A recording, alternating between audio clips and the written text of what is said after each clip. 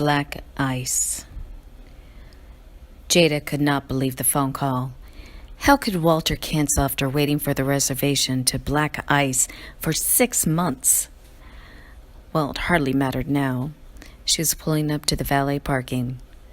She was alone, but it was better than losing her chance to eat at the prestigious, exclusive restaurant. When he had called to say he wasn't going to make it, they had been having problems in their relationship and she guessed it was over.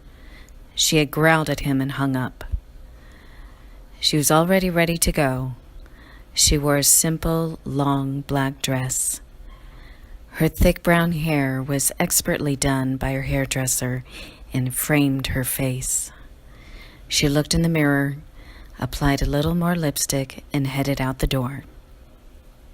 Now she was standing outside the famed restaurant.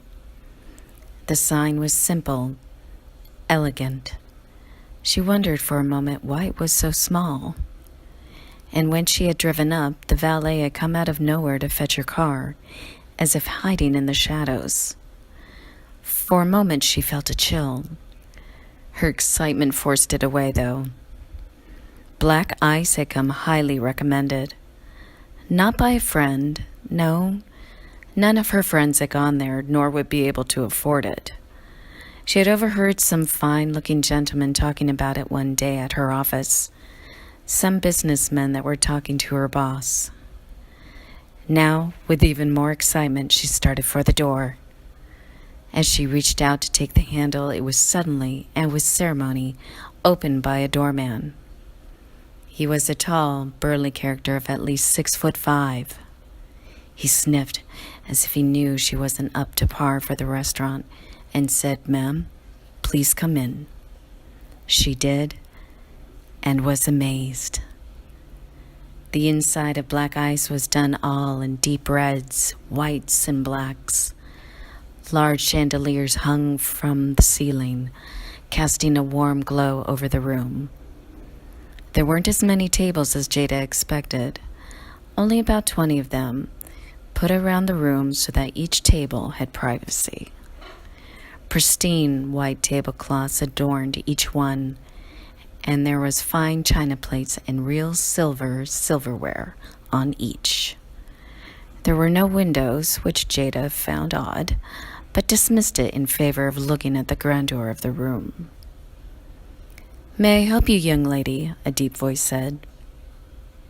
Jada looked away from the room to the man who stood behind a small black podium in front of her. How had she missed the maitre d'?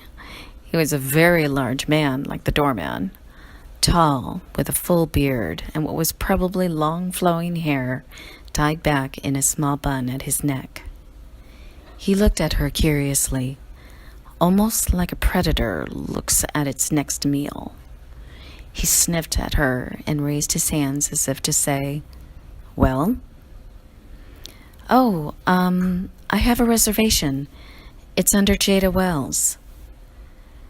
The man looked in his book, running one long nail down a list of names. "Ah, yes, I see you do.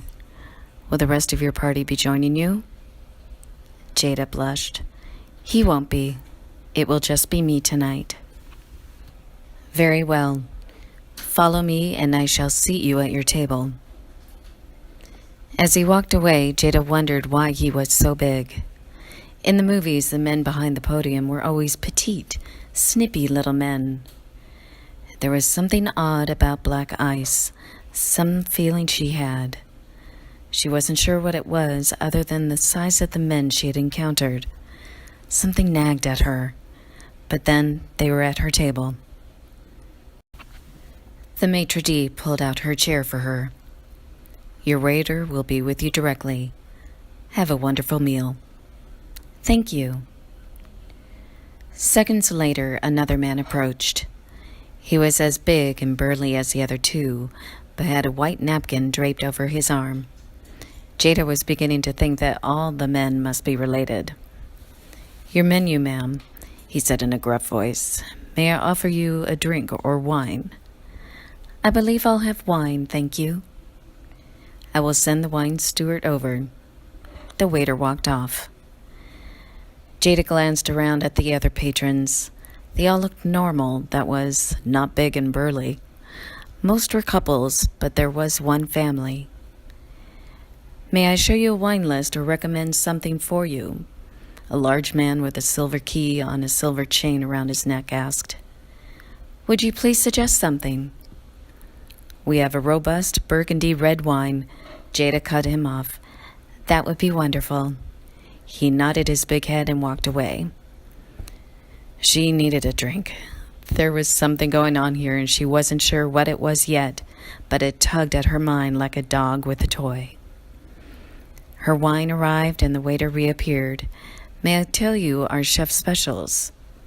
"Please." The chef has prepared trout almondine served with truffle wine and cream sauce over a bed of spinach and complemented with glazed baby carrots and rice pilaf. "We have 2 steaks tonight. The bone and ribeye with sautéed mushrooms and ragu sauce cooked to a perfect medium rare. The other, and our chef favorite, is steak Diane in flaming brandy sauce with Diablo sauce and flaming brandy. For dessert, we can offer chocolate soufflé with brandy cream." "I will have the steak Diane," Jada said. It sounded fascinating. Jada was not disappointed by the presentation of the steak Diane. If possible, the first bite of steak was even better than how it appeared. It melted in her mouth. She ate her meal in complete happiness. There was a flavor to the meat she had never had before, something she could not put her finger on. Never once did she think of her absent date or the fact she sat there alone. She was enjoying herself too much. Once her meal was done, she had the chocolate soufflé. It was divine. Still, the meat. What was it about the meat? It had been so wonderful and exotic. She wondered for a moment if it was indeed beef. Perhaps they used something else. Either way, it was the best steak she had ever had, and she intended to tell the chef. After finishing her second glass of wine, she looked around for the waiter. She intended to tell him that she wanted to speak to the chef. That's how it went in the movies, after all. The chef would come out and take her compliment with a slight bit of condensation. She didn't mind. The waiter, however, was busy with a couple that had just come in. Jada didn't want to wait. She was slightly inebriated and wanted to tell the chef how she felt when it was still fresh in her mind. She got up and headed for the kitchen. As soon as Jada entered the kitchen, she realized it was an error. Not only because it wasn't right for a patron to just walk into the kitchen, but because every man she saw, and there were only men, was huge. The doorman, the maitre d', the water and wine steward looked small compared to these men. They were tall and heavily muscled. Most of them had long hair tied back and covered with mesh wigs. All of them had beards.